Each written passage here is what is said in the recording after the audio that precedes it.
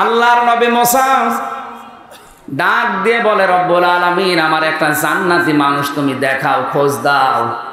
আল্লাহ পাক বলেন, মুসা, তোমার সাথে জান্নাতে থাকবে একজন এই যে কামার, এই যে লোহা সোজা করে বিভিন্ন যন্ত্রপাতি বানায় এই লোকটা। উনি আবেগপূর্ণ মানুষ ছিলেন, কোনো কিছু শুনলে এখানে প্রশ্ন করতেন। ডাক দিয়ে বলে, রব্বুল আলামিন, তুমি এত মানুষের নাম থাকলে একজন কামারের নাম বললে কি করে সে এমন আমি দেখবো। আল্লাহ পাক বলেন, ঠিক আছে, বাজারে যাও, বাজারের এক কোণে বসে এই কামার তার কর্মজীবনে কাজ করে, একটু দেখো। মানে চুরি করে লক্ষ্য করে দেখলে লোকটা করে কি, দূর থেকে লক্ষ্য করে দেখেন উনি হাঁপড় দিয়ে এই যে লোহা পিটাচ্ছে মুগুর দিয়ে। একবার মাথার উপরে মুগুর নেয়, একবার মারে, একবার উপরে নেয়, একবার পিটায়।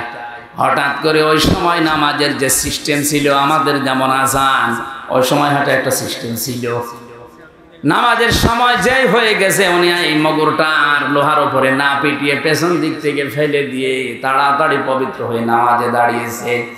হযরতে মুসা ডাক দিয়ে বলে, রব্বুল আলামিন, তুমি এই লোকটাকে জান্নাতে বলে কেন ঘোষণা দিয়েছো আমি বুঝতে পেরেছি। এই মগরটা লোহার উপরে পিটিয়ে তারপরে অপবিত্র হয়ে নামাজে দাঁড়াতে পারতো। নামাজের সময় হওয়ার সঙ্গে সঙ্গে দুনিয়ার সব কাজ বাদ দিয়েছে, এমনকি না পিটিয়ে পেছন দিক থেকে ফেলে দিয়ে নামাজে দাঁড়িয়েছে।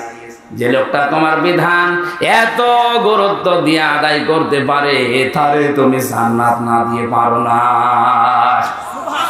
এই সেজদা এত দামি জিনিস, এই সেজদার কারণে শয়তান হয়েছে।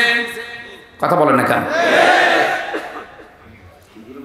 জিজ্ঞাসা করলেন, কেন সেজদা দিলে না? ক্বালা মা মানাআকা আল্লা তাসজুদা ইয আমারতুকা ক্বালা আনা খায়রুম মিনহু খালাকতানি মিন নার ওয়া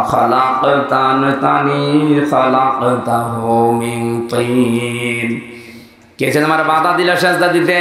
শয়তান ওই দিন বলেছে, আমাকে বানিয়েছো আগুন দিয়ে আর এইটা বানিয়েছো মাটি দিয়ে। আমার ভেতরে পাওয়ার আছে আর ওইটার ভেতরে পাওয়ার নেই। শয়তান অহংকার করেছিল কিসের? পাওয়ারে। বলেন আরো জোরে বলেন।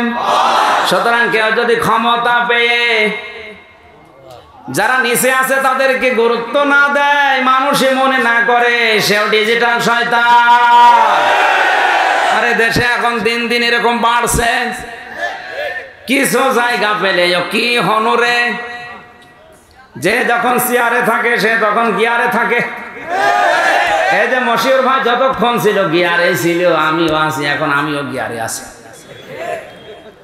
চেয়ার মানে কিন্তু আমি এই চেয়ারের কথা বলছি, আপনারা বড় ওই চেয়ার ধরবেন না। ওই চেয়ারের একটা মেয়াদ আছে একেবারে 41 সাল, ওর আগে আপনি 5 বছর। চেয়ার মানে কোন চেয়ার? এই যে এই চেয়ারে বসলে আপনাকে উঠাই লাগবে, এই চেয়ারে বসলে আপনাকে উঠাই লাগবে। শুধু একটা চেয়ার আছে, ও কোনো উঠাউঠি করা লাগে না। না দয়া চেয়ার নেই, এই যে জো বাইডেনের চেয়ার, ও বসেছে আর উঠা লাগছে না। এই শব্দটা আমি পড়েছিলাম, আল্লাহ পাক এত রাগান্বিত হয়েছিলেন তার এই কথা শোনার পরে, সঙ্গে সঙ্গে ওকে ঘোষণাও দিয়েছেন,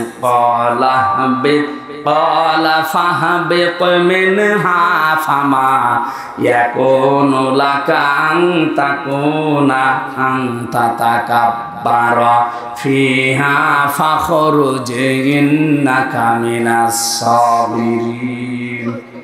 একটু খেয়াল করে শুনবেন। আল্লাহ পাক বলেন, ওকে আমি আদেশ দিয়ে দিলাম, দূর হয়ে যা। তোর এই অহংকারের কারণে আমি তোকে 2টা জিনিস থেকে বঞ্চিত করলাম।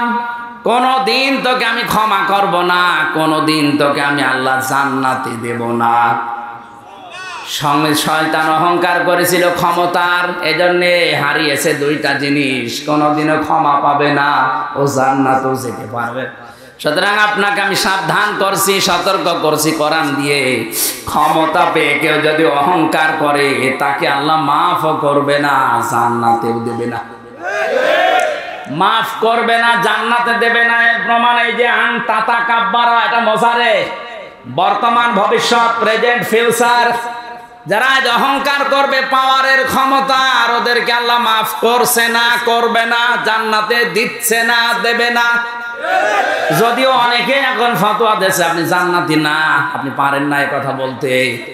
কারণ তাতাকাব্বারা, কোন মানুষ যদি সত্যি অহংকারী হয়ে যায় তার জন্য আল্লাহর ক্ষমা, আল্লাহর জান্নাত হারাম।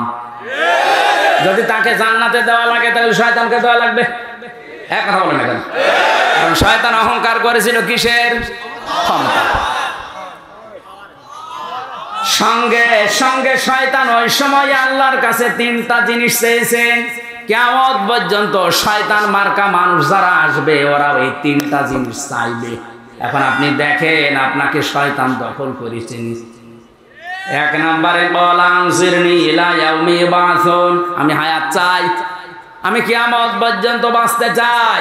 আল্লাহ বলেন দিলাম। দুনিয়ায় দেখেন শয়তান মার্কা মানুষগুলো বেশি দিন বেঁচে থাকে। এত মানুষ মারা যায় কিন্তু শয়তান মার্কা মানুষ খুব কম মরে, এর মরণ হবে না।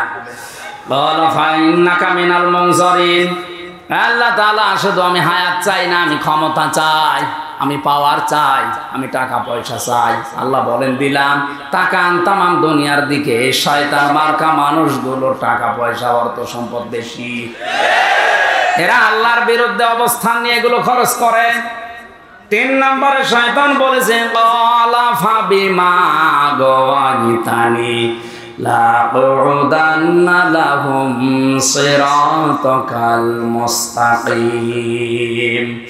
হে আল্লাহ, আমি তোমার বান্দাদের ধোঁকা দিয়ে বোকা বানানোর জন্য কোনো খারাপ রাস্তায় যাব না, ভালো ভালো রাস্তার মোড়ে মোড়ে আমি অবস্থান করব। এই জন্য শয়তানকে আপনি সিনেমা হলে পাবেন না, কারণ ও জানে যে এখানে যারা আসবে জোড়ায় জোড়ায় আমার ভাইরা ভাই। শয়তানকে আপনি রাজবাড়িতে পাবেন না, কথা বুঝতেছে? কারণ ও জানে যে এখানে যারা আসে এরা আমার চাইতে বড় শয়তান। শয়তান থাকে কোথায়? কুমিল্লার ব্রাহ্মণবাড়িয়ায় নাই ঘরের তাফসীর মাহফিলের বিভিন্ন জায়গায় শয়তান বসে আছে, বিভিন্ন মানুষকে ধোঁকা দিয়ে বোকা বানিয়ে রাস্তা থেকে ফিরিয়ে দেবে। এখানে যাওয়ার দরকার নেই, এখানে রাজনীতি হবে। শয়তান যদি আমার মনে হয় জিন শয়তান আশপাশে নাও থাকে, তে মানুষ শয়তান অনেক আছে। সঠিক সঠিক। ওয়াজ বুঝে ফেলিস, আপনার অত বোঝার দরকার নেই ভাই, আমি শেষ করে দিচ্ছি।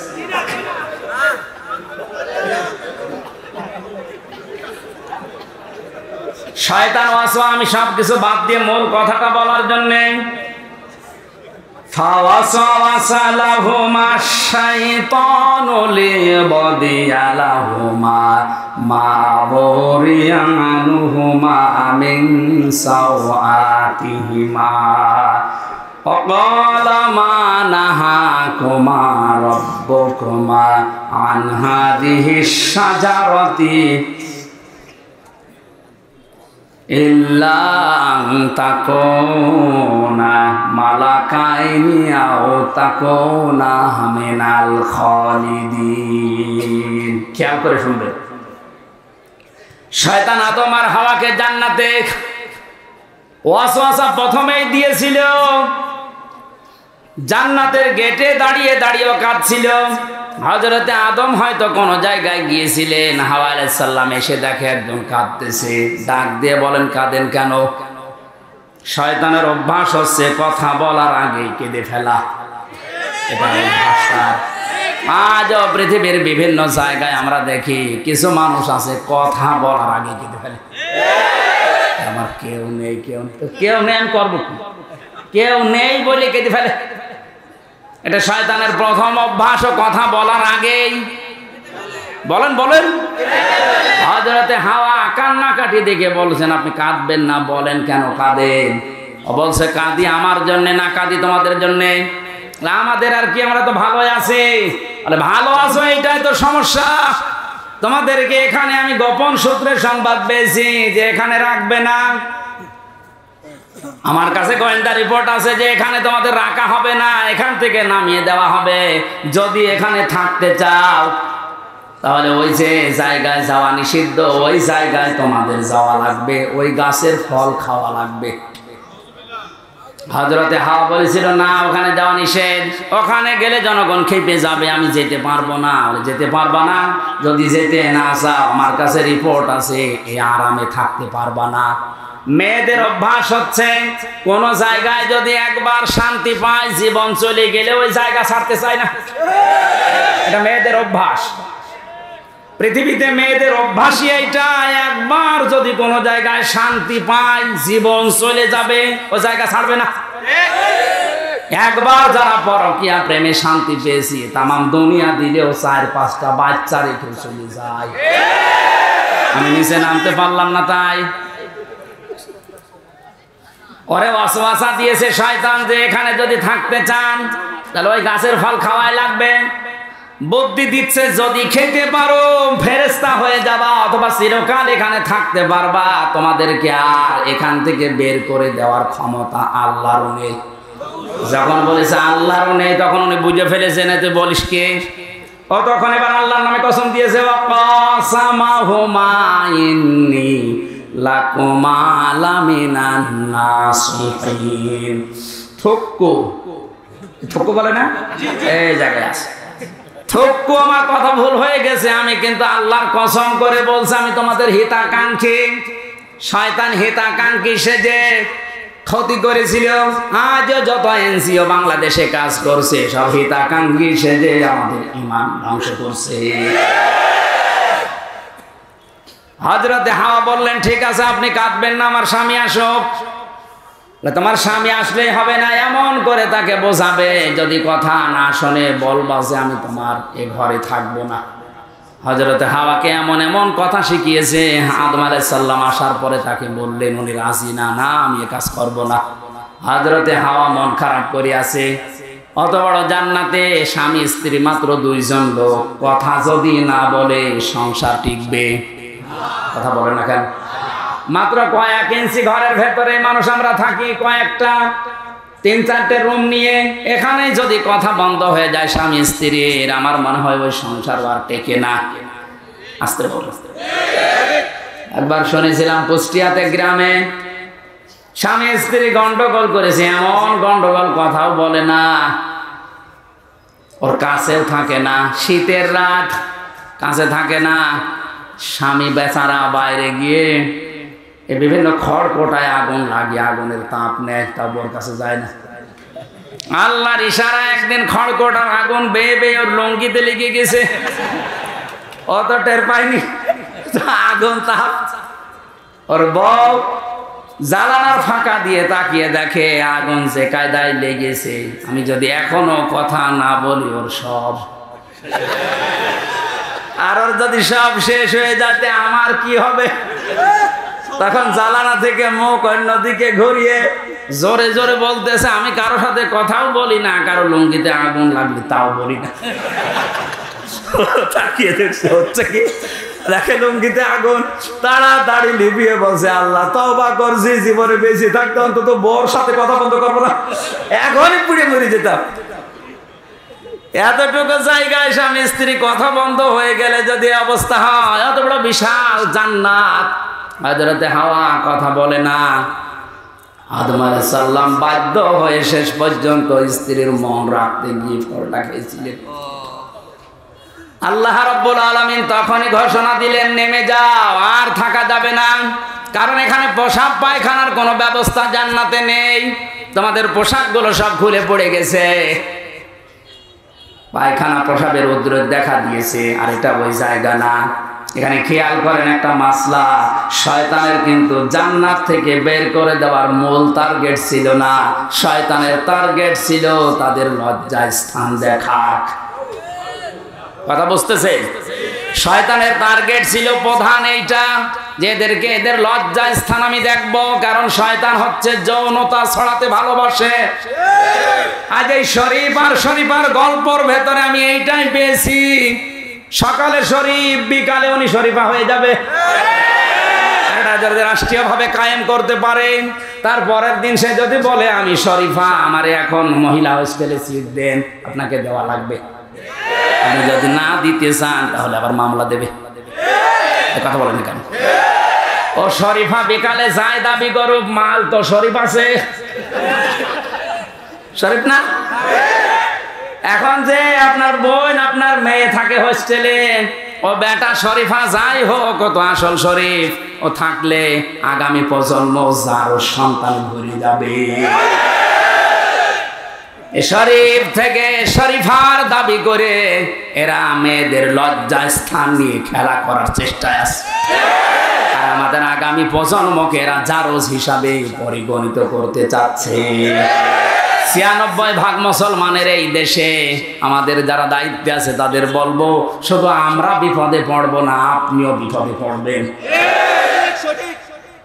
পড়বেন কি? আপনার তো আর চরিত্র নেই, আপনার চরিত্র তো এরকমই, এই জন্য আপনার কিছু মনে হচ্ছে না। কিন্তু আমি তো মানুষ, আমি আদমের সন্তান, আমার তো লজ্জা লাগে যে শরীফ থেকে শরীফা নাম নিয়ে আপনি আমার বোনের কাছে মেয়ের কাছে থাকবেন, এটা মেনে নেওয়া যায়? শয়তান ছিল যৌনবাদী। শয়তান আরো জোরে। হযরতে হাওয়া আলাইহিস সালাম যখন পাতাটা ছিঁড়তে যাবে, আদম আলাইহিস সালাম ছিঁড়তে গিয়েও ছেড়েননি, উনি চলে এসেছেন। হাওয়া আলাইহিস সালাম বলে, কি ছেড়ে না কেন? না, আমার কেমন লাগে। শয়তান যে ওদিকে ধোঁকা দিয়ে বোকা বানিয়ে রেখেছে, তাড়াতাড়ি করে দেখছে না, স্বামী তো ছেড়ে না, উনি ছেড়ে ফেলেছিলেন। এই পাতা ছেড়ার পরে যে কষগুলো পড়ছিল, ওই দিন গাছ বরদুয়া দিয়েছে রব্বুল আলামিন, তোমার নিষিদ্ধ জায়গায় হাত দিয়ে যে লোকটা আমাকে কলঙ্কিত করে আমার শরীর থেকে রস ঝরিয়েছে, এই মেয়েটা যখন বয়স প্রাপ্ত হবে তখন এর শরীর থেকে রক্ত ঝরিয়ে। এই জন্য মেয়েদের বয়স প্রাপ্ত হওয়ার পরে 3 দিন 7 দিন 5 দিন 10 দিন পর্যন্ত আল্লাহ রক্ত ঝরিয়ে দেয়। এই গাছের বরদুয়া, এটা কিয়ামত পর্যন্ত মেয়েদের এই বরদুয়া থাকবে। হযরত আদম আলাইহিস সালামের পোশাক যখন সব খুলে পড়ে গেছে, জান্নাতের ওই পাতাগুলো ছিঁড়ে ছিঁড়ে লজ্জা স্থান অন্তত ঢেকেছে। আর ওই যে শয়তান দাঁড়িয়েছিল দূরে, দুইজনের উলঙ্গ অবস্থা দেখে খিলখিল করে হাসতেছিল। এই জন্য শয়তান যৌনতা দেখে আনন্দ পায়, আর মুমিন যৌনতা দেখলে লজ্জা পায়। আর সিনেমা হলগুলোর দিকে তাকান, কি সিনেমা উপহার দিচ্ছে মানুষদেরকে। নবীজি ১৫০০ বছর আগে জানিয়েছে এমন সময় আসবে বাপ আর মেয়ে বসে সেনা করা দেখবে। এখন সেটা চলছে। এই কথা বলেন না কেন? আল্লাহ পাক বলেন, যাও নেমে যাও, এখানে আর থাকা যাবে না। ওনাদেরকে নামিয়ে দেওয়ার পরে আমার আল্লাহ আদম আলাইহিস সালামের মন খারাপ দেখে যে আমার কি হবে এখন, আল্লাহ বলেন কোনো চিন্তা নেই, ফাইম্মা ইয়াতিয়ান্নাকুম মিন্নি হুদা, যুগে যুগে আমার পক্ষ থেকে হেদায়েত যাবে, কোনো চিন্তা নেই, কোনো ভয় নেই। যদি হেদায়েত অনুসরণ করতে পারো, যেখান থেকে নামিয়ে দিলাম আবার এই জায়গায় নিয়ে আসবো। তাহলে আমাদের ওই বাবার বাড়ি যদি ফেরত যাওয়া লাগে, কাজ করা লাগবে কয়টা? এই যে কোরআনের অনুসরণ করা লাগবে, কারণ এটাই সর্বশেষ হেদায়েতের বাণী।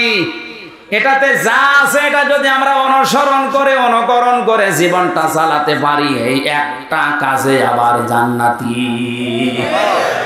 আরে 500 যে শরীয়তের বিধান আছে, এগুলো যদি কেউ মানতে চায় একবারেই মেনে ফেলবে, বিষয়টা এমন না। নবীজি বলেন, দুনিয়া সিজনুল মুমিন ওয়া জান্নাতুল কাফির, দুনিয়া মুমিন যারা দাবি করবে তাদের জন্য জেলখানার মতো মনে হবে, আর কাফেরদের জন্য বেহেশতের মতো মনে হবে। আয়াতের শেষের শব্দ আমি পেয়েছি, ফালা খাউফুন আলাইহিম ওয়ালা হুম ইয়াহজানুন, যারা এই হেদায়েত অনুসরণ করে তাদের কোনো ভয় নেই, কোনো চিন্তা নেই। এই শব্দটা কি? যারা এই হেদায়েত অনুসরণ করে আল্লাহকে রব বলে টিকে থাকতে পারে, তাতানাজ্জালু আলাইহিমুল মালাইকা, ফেরেশতা তাদের জন্য আল্লাহ নাযিল করেন, আল্লাহ তাখাফু ওয়ালা তাহজানু, ফেরেশতারা বলে কোনো ভয় নেই, কোনো চিন্তা নেই।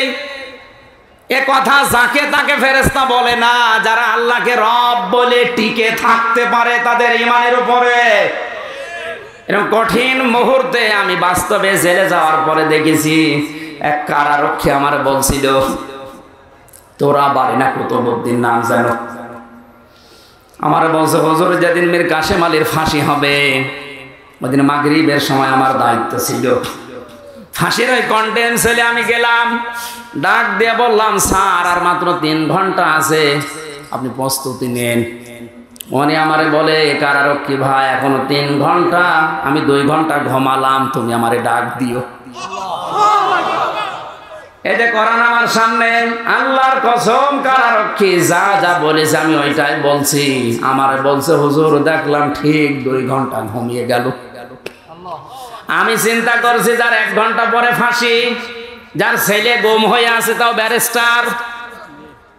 বাংলাদেশে যদি 10 জন ধনী থাকে তার ভেতরে সে একজন। লক্ষ লক্ষ মানুষের কর্মসংস্থান তৈরি করেছে যে লোকটা, যার মাথা শুধু মাথা না একটা ম্যাগনেট। আর এই লোকটার ঘুম আসে কি করে? ঠিক ঘুমিয়ে গেছে, ডাক দিলাম 2 ঘন্টা পরে ঘুম থেকে উঠে গোসল করে নিল, ওযু করে নামাজ পড়ে আমারে বলছে চলেন।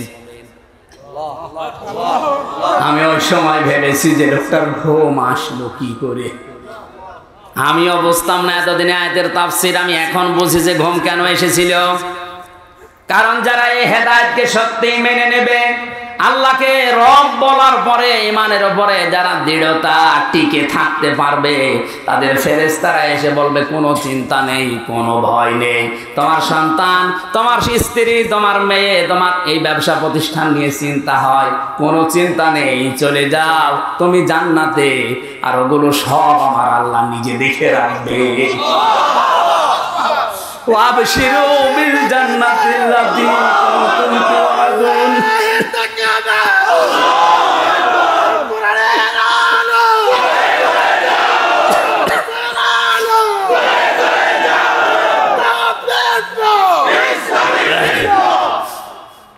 বাস্তবতা এইটা। আমি 3 বছর আটক অবস্থায় না থাকলে অনেক কিছুই জানতাম না। এই আয়াতগুলো আমার বুঝে আসতাম যে মানুষের ঘুম আসে কি করে বলেন তো। সময় ছেলে হারিয়েছে, গুম হয়েছে, সাধারণ ছেলে না, ছেলে ব্যারিস্টার, বুঝতেছে? তাও আমার মতো সাধারণ হামজা হলে তো হয়তো লক্ষ লক্ষ মানুষ কর্মসংস্থান তৈরি করেছে এই লোকটা। তার মেধা তো মেধা না, আমার মনে হয় তার মাথাটা একটা কম্পিউটার ছিল। এইরকম মানুষের ঘুম আসছে কি করে? আমার যদি 2টা মেয়ে নিয়ে একটা বউ নিয়ে ঘুম না আসে, আমার তো আর কিছু নেই, শুধু এইগুলোই। আর তার এত বড় বিশাল সাম্রাজ্য, তার ঘুম আসলো কি করে? অবশ্যই আমার আল্লাহ তাতানাজ্জালু আলাইহিমুল মালাইকা, ফেরেশতা পাঠিয়েছিলেন, নাই তো ঘুম আসার কথা না। জেলখানায় সবচাইতে বেশি চলে, সবচাইতে বেশি চলে ওখানে ঘুমের বড়ি, কারণ ঘুম আসে না। হাজারো মানুষ এই বড়িটার উপরে ঘুম আসতে যায় না, যেন বড়ি খেতে আসে। আমি যে কত বড়ি খেয়েছি আমি জানি না। অথচ লোকটার মাথার উপরে মাত্র 3টা ঘন্টা, জীবন শেষ হয়ে যাবে, আর বলছে আমি 2 ঘন্টা ঘুমিয়ে নেই। এই জন্য এই হেদায়েতটা যদি আমরা এখনো মেনে চলতে পারি, আবার যেখান থেকে আল্লাহ আমাদের নামিয়ে দিয়েছিলেন, উনি কথা দিয়েছেন ওখানে ফেরত নিয়ে যাবেন। আল্লাহ আমাদেরকে যেন মেনে নেওয়ার তৌফিক দেন। আমি শেষ করে দিচ্ছি। বাস্তবতার দিকে তাকিয়ে আমার কণ্ঠ, শরীর সবকিছু তাকিয়ে শেষ করলাম। হাজার হাজার কথা এক একটা আয়াতে আছে। আগামীতে কোনো জায়গায় যদি আশপাশে আসি, এর পরের আয়াত থেকে শুরু করব। বারাকাল্লাহু তাআলা। আমার এই কণ্ঠ বলা পারছে না। আল্লাহুম্মা আমিন। রব্বানা যালামনা আনফুসানা ওয়া ইল্লাম তাগফির লানা ওয়া তারহামনা লানাকুনান্না মিনাল খাসিরিন। রব্বুল আলামিন, কুমিল্লা জেলার বিপাড়া নাই ঘর কেন্দ্র ঈদগাহ ময়দানের দিকে তাকাও। হাজার হাজার বান্দা বান্দি কোরআনের শোনার জন্য চাতক পাখির মতো বসে আছে। কোরআন শোনার জন্য, বোঝার জন্য যারা এত পাগল, এদেরকে তুমি কোরআনের হেদায়েত দিয়ে দাও। মাহফিলের আয়োজন যে যুবকগুলো করেছে, এই যুবকদেরকে যে মা পেটে নিয়েছে, মায়ের পেট তুমি খাদিজার মতো ভাঙিয়ে দাও। রব্বুল আলামিন, বাবা আদম থেকে পর্যন্ত যত মানুষ কবরে আছে, কবরটা জান্নাত বানিয়ে দাও। আল্লাহ তাআলা যত মেহমান এখানে কথা বলেছেন, বিশেষ করে আমার ভাই মশিউর রহমান, মাওলানা হুসাইন আহমেদ, ডক্টর মোবারক ভাই সহ যত আলেমরা এখানে আমিন আমিন করছে। 2 জন সদস্য পর্যন্ত এখান থেকে মারা গেছে, বিদায় নিয়েছে। এদের কবরটা তুমি জান্নাতুল ফেরদাউস বানিয়ে দাও। মাহফিলের প্রধান অতিথি আমাদের জাতীয় সংসদ সদস্যকে কবুল করো। অ্যাডভোকেট আব্দুল বারী সভাপতি, হাজী জসিমউদ্দিন সহ কত আলেম এখানে বসে আছে। আমাদের জীবনের জায়েজ আশাগুলো পূরণ করে দাও। একটা কাজে জান্নাতি তুমি ঘোষণা দিয়েছো, এই একটা কাজ করে আবার আমাদের ওই বাবার বাড়িতে ফিরে যাওয়ার তৌফিক দাও। মা বোনেরা পর্দার আড়ালে বসে আছে, খাদিজার মতো, আয়েশার মতো, তাদেরকে জীবন দাও। আগামীতে এই মাহফিলটা কোরআনের প্রচারের জন্য বিশাল আকারে কবুল করে নাও। সুবহানা রাব্বিকা রাব্বিল ইজ্জাতি আম্মা ইয়াসিফুন ওয়া সালামুন আলাল মুরসালিন। মুক্ত জীবনে যখন ফিরিয়ে দিয়েছো আল্লাহ, তুমি আমার এই কণ্ঠটা আগের অবস্থায় ফিরিয়ে দাও।